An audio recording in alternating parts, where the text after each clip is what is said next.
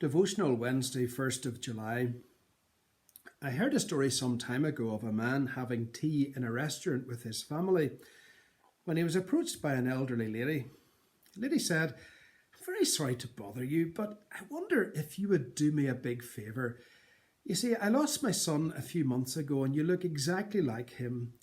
I wonder if I could ask you just to wave at me as I leave the restaurant and shout, 'Goodbye, Mum.' It really would mean the world to me and bring a bit of happiness into my otherwise sad life."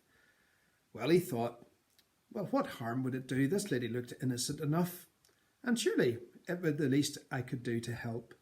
So he agreed, and as she left the restaurant, he turned to her, waved and shouted, "Goodbye, Mum." Some time later he went to pay the bill. The waiter brought over the bill and then said, "Oh, and by the way, your mum said you'd pay for her as well." So easy to get caught out in various financial scams these days, isn't it? It's also easy for us to consider our wealth and possessions as our own and not God's. And so Jesus' teaching in the Sermon on the Mount reminds the follower of Jesus to live counterculturally. The sermon is about how to live as forgiven people, as God's new people. It's about living in the light of the grace of God, and as such, God's people are to be countercultural.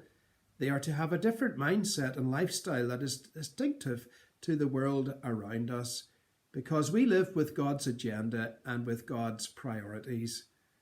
And if ever there was an area that we need to be constantly vigilant in, it is in the area of wealth and possessions.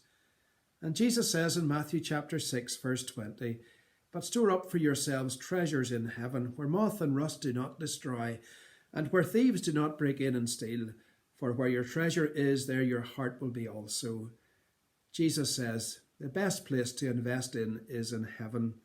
We should be concerned to store up treasure there. That is, to be concerned for the things of God, things which last for eternity.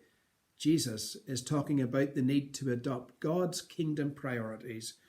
Our treasure will be things which last forever. So, for example, supporting good gospel work, it will mean investing our time into things which last forever. And the reason it is worth investing in such heavenly treasure is that these things last forever. We will see the results in heaven itself.